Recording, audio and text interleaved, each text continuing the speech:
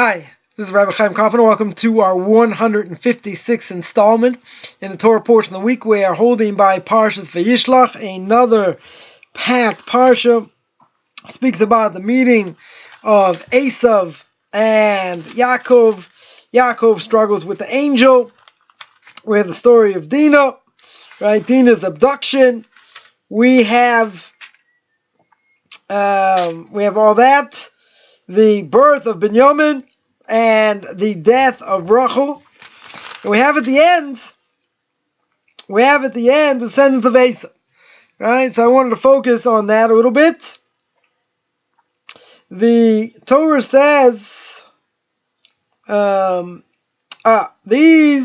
36, verse 11.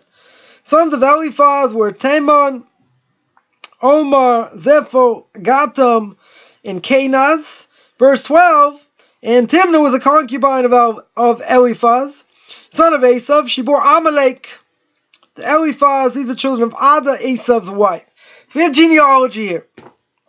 Genealogy of who came out of Esav's son, Eliphaz. Right? And Timnah was a concubine. And who did she give birth to? Amalek. Right? Amalek, that terrible person, terrible group, denies that God exists, there's divine providence, etc. But Amalek comes from Eliphaz. Right? An offshoot of Amalek is Haman. Right? Later generations, you have Haman, who wanted to destroy the Jewish people in the book of Esther. So the Talmud says, Sanhedrin 99b, that Menashe, the son of Chizkiah, was sitting and was explaining different things in the Torah, making fun, so to speak. Wasn't real drushes. It was just making fun. He made fun of this verse. Came to this verse, he made fun of it. And what do we learn from this verse? We learn that Timnah wanted to be Megayer. Timnah wants to convert. And she comes to Avram, Yitzhak, and Yaakov. They don't accept her. Right? The Talmud tells us they don't accept her. So what does she do? She goes to Esav. And she says, better I go and be a shifcha, be a slave, so to speak, to this people. Not somebody rich and important to another people. Right? She could have been a princess somewhere else, some other nation. She wasn't interested, even though Avraham, Yitzhak, and Yaakov don't accept her. They don't want her to be Megayer. She ends up coming to Eliphaz. She comes to Eliphaz. And she says, I'd rather be part of Eliphaz and that family, the other side, than be a princess somewhere else. But you see this tremendous thing that happens. She got rejected. Avram, Yitzhak, and Yaakov, they didn't want her. So who came out of her? Amalek. She goes to Eliphaz and has Amalek. We're still suffering from Amalek. Right? Because he brought the doubt to the world. Doubt of God's existence. Doubt of divine providence. Right? It's the world we live in. World of doubt. The question is, it says, Mori V'Rebbe, Pravagon Ramoshistor Moshlito should be well. Brings down in Chochmah Vedas, in his book on Chumash. And he says that, why didn't they take her? Why not Yitzhak Yaakov take her? Why did they reject her? And seemingly from their rejection, who comes out of her? Amalek. Amalek been a thorn in the side of the Jewish people forever. They're the first ones to attack the Jewish people after Mount Sinai. It's its own story. Right? Jewish people on the biggest role of their life destroy Egypt, destroy everything in Egypt. Who's going to want to start up with him? Amalek says, we will. Even though they know many people will die, but, they're going to try and get the Jewish people to sin and try and destroy them. They don't care. So Rebbe says, why did she want to convert? In other words, why did Avram, Yitzchak, Yaakov reject her? If she's sincere, we know by converts that are sincere. If she's truly sincere, we're going to convert. Why is she pushed away? Because my Rebbe says she wasn't looking to keep mitzvahs. And if you convert, that's the whole thing. You gotta keep mitzvahs. She wasn't interested in keeping mitzvahs. She only wanted the importance. She wanted the yichus. Right? She wanted the genealogy. She wanted the pedigree. Right? She wanted the pedigree to be in such a family. Married in to the family of Avram, Yitzchak, Yaakov. What a great thing. It has nothing to do with mitzvahs. It has nothing to do with spirituality. She wants yichus. She wants the pedigree. Therefore, they didn't accept her. Right? So who do we accept? Who do we accept for a conversion? We accept people that are sincere, that want to join the Jewish people, that'll do whatever it takes. God said it, we do it, that's it. We're not looking for pretenders. We got enough pretenders amongst our own ranks. We got mediocre Jews at best. Some of them, or a lot of them. We're not looking for mediocre Jews. We want someone coming in who's the real deal. That they're going to toe the line. They're going to do what needs to be done. Right? Not just because they want a pedigree. So over here you see that she's willing to come to Asa for nothing. She's willing to be part of that side of the family. No accepting the mitzvahs, nothing. She just wants to be part of the family. But if that's true, and the whole purpose of what she's doing was fake, and she wasn't interested in taking on mitzvahs, she just wanted the pedigree. So why allow Amalek to come out of her?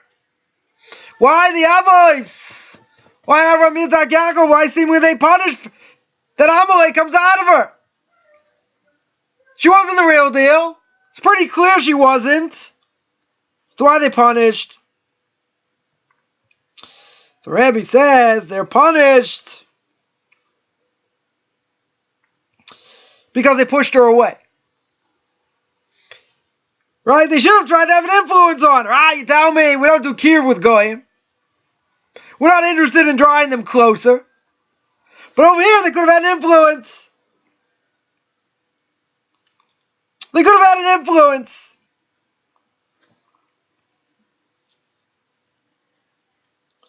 So you see, the fact that she wanted to join wasn't just in general, just for the pedigree. She wanted to join. She had some sort of spark of holiness.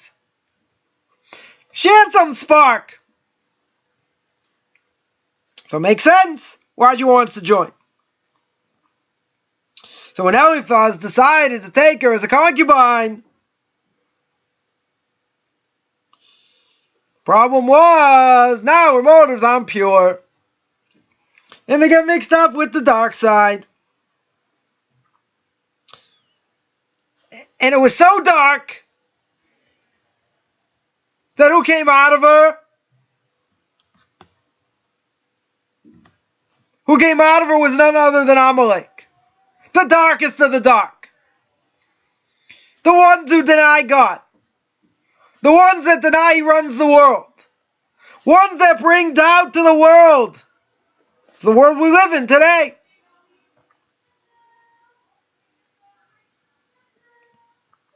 So this is the general rule, my Rebbe says, that if we mix in with this impurity, the impurity gets stronger. Gets much stronger. So therefore, better to push it away. That's one thing, right? We'll speak more about it in a little bit. A second point my Rebbe here makes is that even though she wasn't converting for the right reason, she wasn't doing it for the sake of heaven, she wanted Gedula La'atzma. She wanted greatness for herself. Look at me! Look who I'm attached to! Look at the family! It's like, Lahavdil, make a big distinction here. You know, it's like you marry cousin of the president, cousin of the queen, or a grandchild or whatever.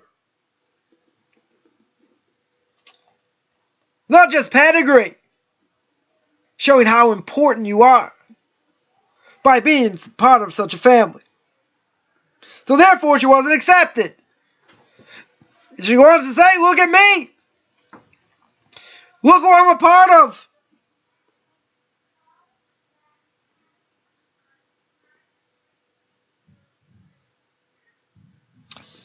What happened? So again, you have to ask the question. Why does Amalek come out of her? Why Avram, Yitzhak, Yaakov seemingly punished? Because even though her intention was to come close to this family, because she understood the purity of the family. She understood the straightness of the family, of how great the family was. Not just pedigree, but in spiritual terms she understood. Therefore, it shouldn't have been forbidden to accept her. And that's why Amalek comes out. That's why they're punished, and Amalek comes out of her.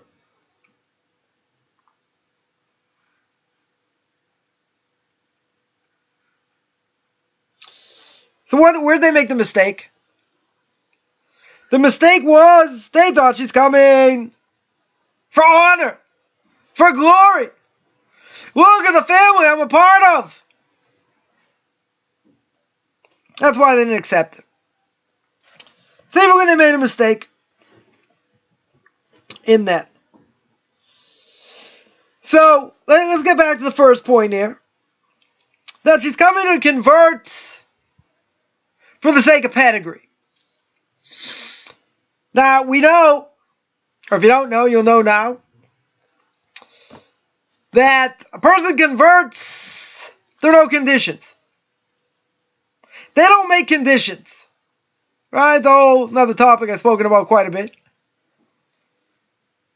They don't come in and say, I'll convert except for this thing. Or they're going to convert for marriage, for some ulterior motive.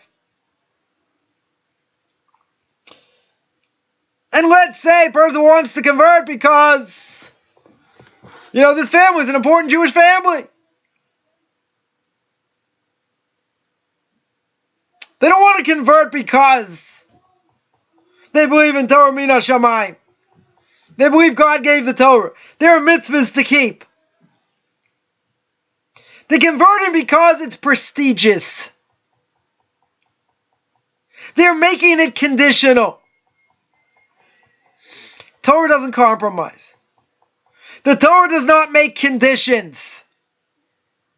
You come and do what the Torah says. You don't make conditions with God. Famous story, I think I mentioned before. Rebbe's father is very sick.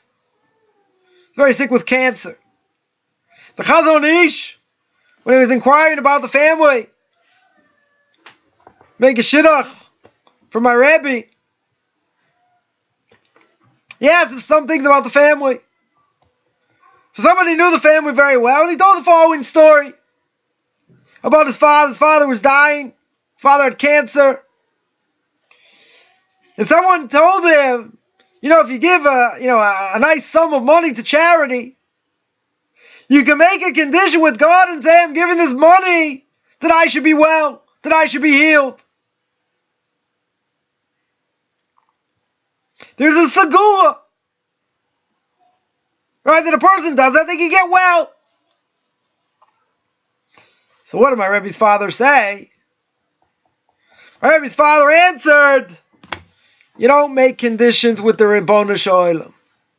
There are no conditions with God.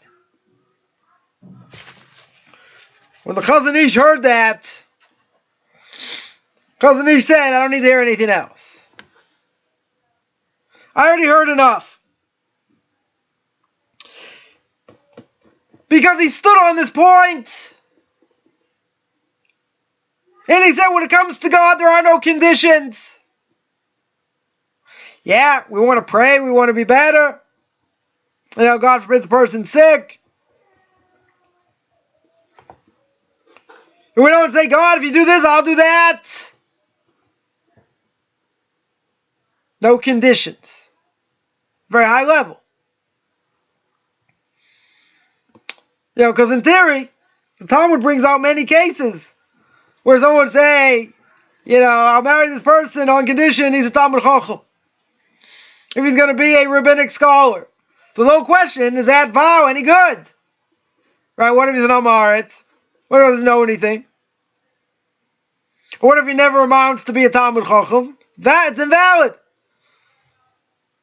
Right after the fact, it's invalid. So sometimes there's an issue. Non-Jews come in and they want it their way. Or they'll say it shouldn't be so hard. You have to bend. I know I said I wasn't going to speak about this, but they'll say you have to bend for us. Look at what we're giving up. Look at what the self-sacrifice is, and that may all be true. You don't make conditions. If the Beis Din thinks you're worthy, they'll let you convert. It's going to take time. It's going to take effort. But you're not the one coming and making conditions. And if a person says, I'll do it under this condition, it's no good. The conversion can't be any good. It's conditional.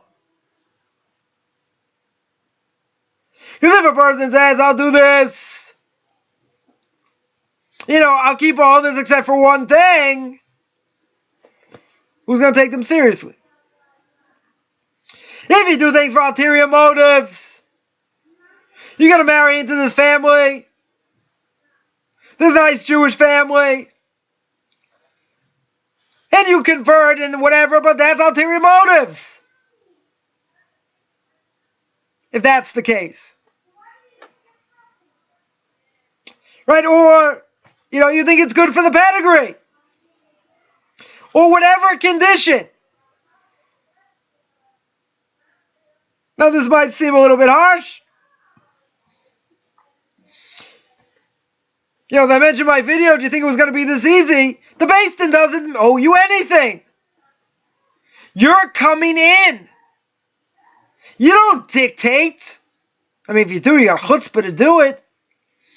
You don't dictate over here.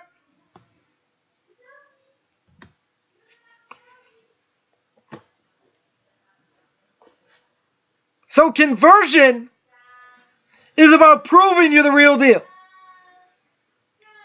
And you might have to prove it over and over and over again. That's what it is.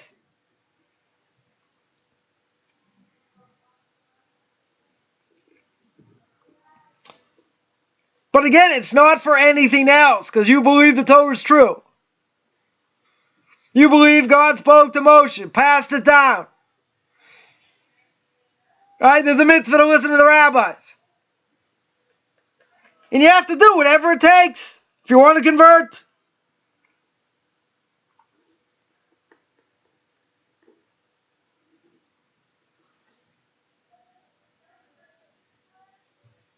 But people make the mistake. And they think it's coming to me. Look, I lost family, lost friends. Why do you have to make it so hard? We're not looking for converts. We're not interested. Someone says, okay, they're the real deal and they're going to prove it, okay? Show me. But if that person is just lying, and it's a proper Beis Din, it's an Orthodox rabbinical court, does the conversion, everything's on the up and up. That person goes sour because it was a big joke, and they fooled the Beis Din, God forbid. The Beis Din who signs off gets all these favors. They get all these sins of this person. Because they converted somebody they shouldn't have converted. That's why there are a lot of, but they did, a lot of rabbinical courts won't convert non-Jews. Because they're so afraid what's going to be. How do I know they're going to stay on the straight and narrow path? But as long as they prove themselves, as long as they show they'll do what it takes, and they'll listen, and they're not going to open up their mouths and shoot it off and say, I know better, and I think this, and I'm going to go on social media and trash rabbis and Beis Dins and all that because you got an axe to grind, because your process was hard. Could be. The process was hard. Maybe it was extra hard by you. Who knows?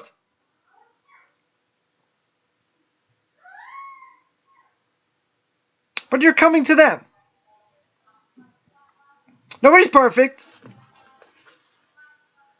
There could be extortion. God forbid. There could be Beis Din's on the up and up. Could be. Doesn't give you a right to trash them.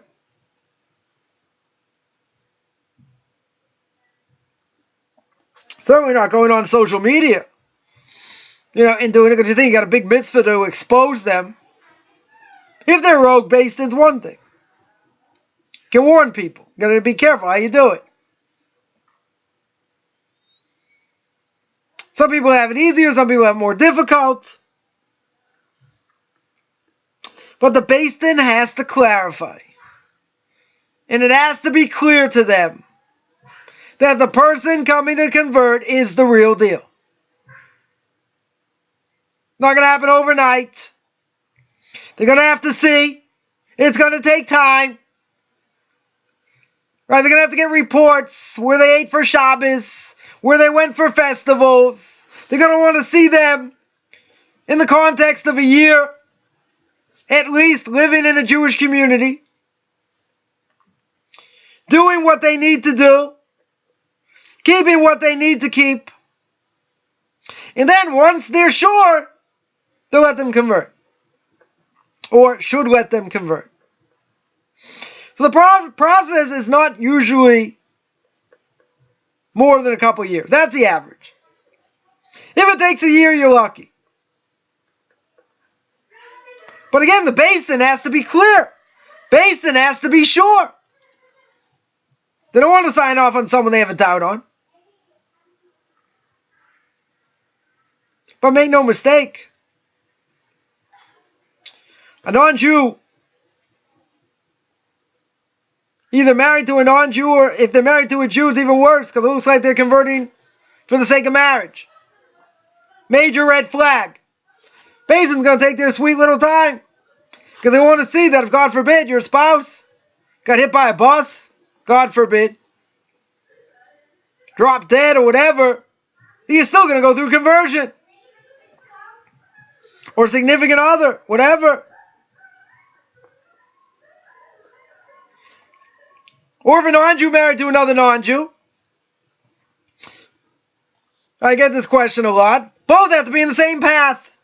They have to go in the same direction. If one of the spouses says, I don't want to convert, you can convert, that's okay, get a problem. Well, why do you get a problem? Let's say, for argument's sake, the conversion is done and it's okay. It was a valid conversion. So now what happens? This would be a major issue. The issue is now this person's a Jew.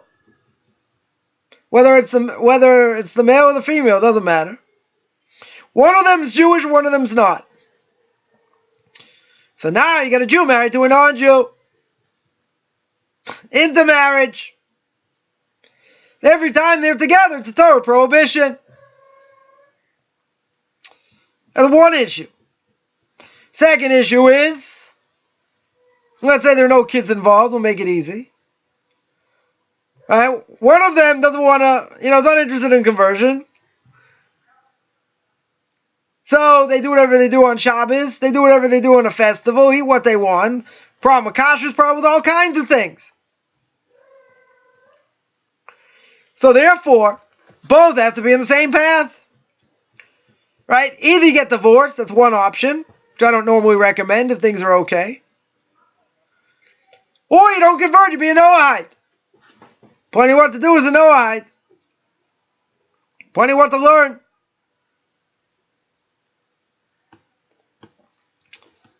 Those are the only options. Now sometimes people are, a little bit startled by this. Because they'll say, why do we have to be on the same path? I can do what I want, they'll do what he wants, or vice versa. It's okay.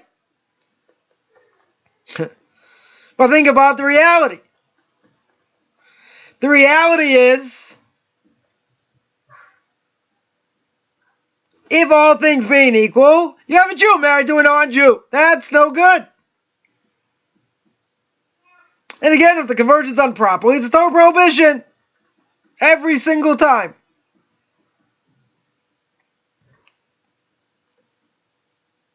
These are unpleasantries.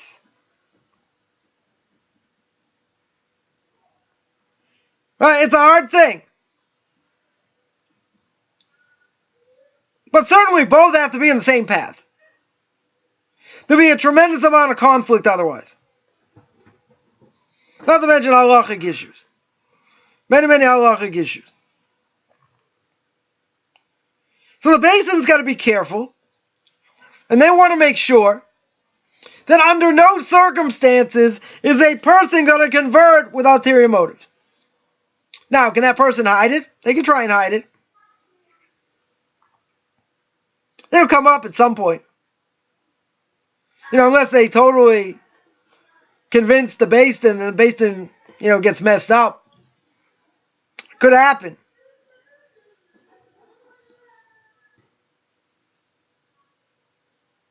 But you see over here the pain. The pain that it causes. Because here she is seemingly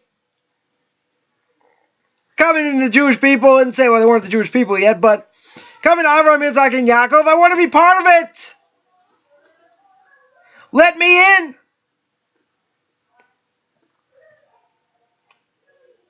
But it wasn't for the sake of heaven.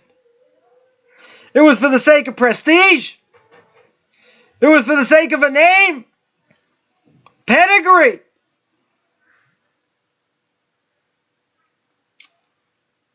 But the irony is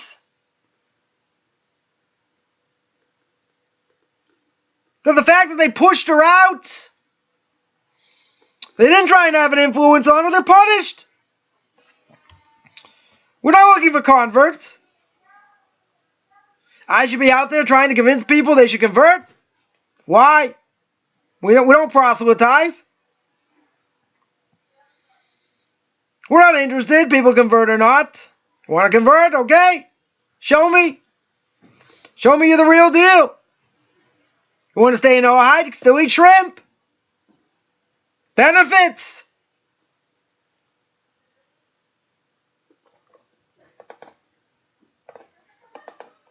There's no mitzvah for me to go out there and influence. If someone comes to me and says, convince me why JC is not the real deal, why I shouldn't stay a Christian, it's not my job. Right? You go to Rabbi Singer, Rabbi Skobach for that. It's not my job. I want to make sure people understand what they're in for. And that they believe that the Torah came from God, pass it down to Moshe, pass it down to us, in the midst of the listen to the rabbi. That's what you got to do. But remember here says, they could have had influence. She was already interested. Okay, maybe not for the sake of heaven. Maybe with ulterior motives. But they could have worked with her. They could have definitely had a positive influence. So my Rebbe says, because they didn't even try, they just pushed her away. Severe punishment of Amalek. It's been a nemesis to us throughout the millennium.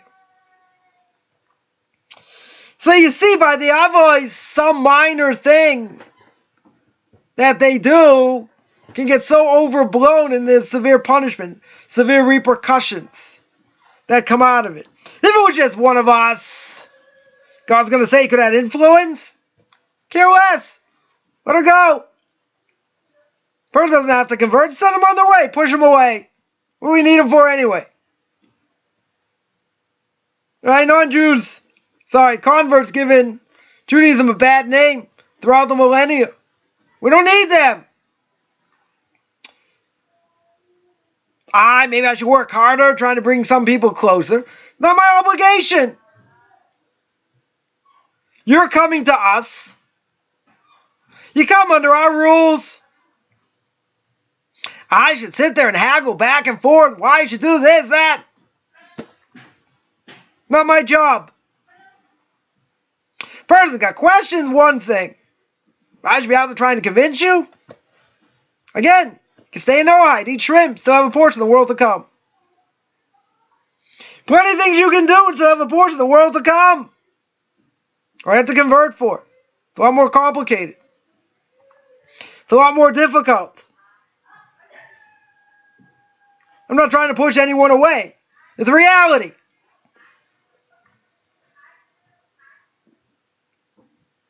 But the question is why you're converting. This, give you some cheat notes here. This is one of the things the Beis Din's going to ask.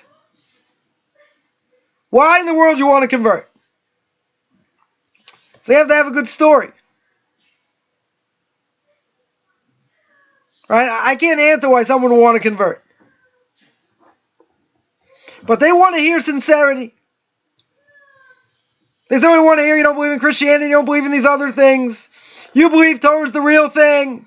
And you do whatever it takes to get to the other side. So I had two students that converted by Rav Karelitz's Beis Din in Bnei Brak. And it was before Rosh Hashanah, a few weeks before Rosh Hashanah. And, the Beis Din asked them, if we told you had to move, what would you say, to a stronger community? Or if we said before Rosh Hashanah you're still not going to be Jewish, you're not going to be able to convert till later, what would you tell us? And they said, whatever the Beis Din tells us, that's what we're going to do. He tells us we have to move, we'll move. He tells us I have to go here, I'll go there. But whatever the Beis Din says, and I was sitting there saying, yeah, that's the right answer. That's what the Beis Din wants to hear. That you're willing to lay yourself down to what they tell you to do. Because at the end of the day, they're the ones calling the shots. They want to see you the power to listen. I've heard other people come in with a chip on their shoulder. There was someone who was a rap star. I had someone who worked with him, took him to Rav Karelitz's Beis Din. And this person wasn't willing to stop doing rap. Right? Stop doing concerts. That's what they asked him. You do it in a kosher way, this, that. They want to hear it. This person wanted to do whatever he wanted to do. Doesn't mean he wasn't trying to be an Orthodox Jew. But they made clear we don't want this. It's not good for Judaism to do it in this way. He didn't convert there. Probably found somewhere else to convert, but he didn't convert there. What did the Beis Din see? The Beis Din saw a person was stubborn. He said, but I want to do this. They said it's not good. We want you to channel it in a different way. He wasn't interested. I know what happened finally, found some other Beis Din to convert or not. I don't know what the story was. I know for someone to work with him, Beis Din rejected him. If he's willing to come back and eat a little bit of humble pie, And say, right, I'm going to comply and I'm going to listen. It's one thing. Free to get off copying an attitude. And then I'm going to do what I want. I don't have to listen to you. It's one of the things the Beis Din, again, another cheat sheet here. It's one of the things the Beis Din's going to want to see. Am I willing to lay myself down and do what they tell me or not? If they see defiance, they'll take their sweet time and probably won't convert you. Doesn't mean you can't ask questions. We're not saying that. But if it's outward defiance, they're not going to be too interested. Because every Jew needs to have Das Torah. They need to have a rabbinic person in their lives they can ask questions to. And get proper hadracha. Right? Get proper Jewish philosophy and what to do. Jewish law, raising kids, all these things. Can't do things on your own if you've never been properly taught. Or you don't know what the Jewish way is. How are you ever going to learn it? You got to ask questions. Right? Mishnah Perkei Avos says in Ethics of our Fathers, say l'charav. You got to find someone to be a Rebbe to you, to be a Rav, to answer questions. But make no mistake, showing defiance, not a good thing. Showing stubbornness and not wanting to listen, not good. The Beis Din will double check, triple check, 4 times check, quintuplet check, whatever, to see if the person's going to live. If the person's going to listen. If they feel the person's not going to listen, he's not a good candidate. Because then they just do what they want. Torah is not about doing what you want. Torah is about following tradition. It's about going in the way the rabbis want us to go. The way God wants us to go. That's what it's all about. It's not about me. It's not about pedigree. It's not about joining the Jewish people because I'm going to have a great name. It's doing it for one reason and one reason only. God said it. I believe it. That's it. Nothing more, nothing less. And if the Beis Din itself sniffs anything that looks like the person's going to do what they want or they have some ulterior motive, they're going to take their sweet little time. Be lucky if they convert. You're going to have to convince them.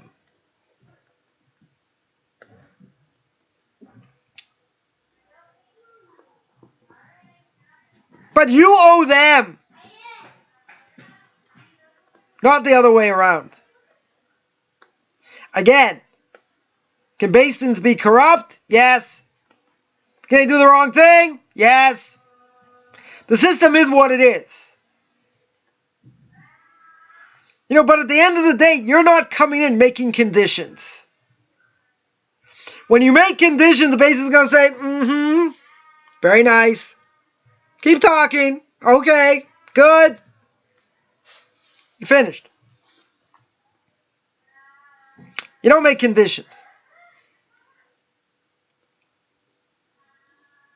Not good for Beis Din to make conditions either. You say, okay, we're going to convert you on condition of this. Right, that's also a problem. But you're going to have to listen to what the Beis Din says. So you see from here, any ulterior motive, greatness of the family, pedigree, or just to have a good name,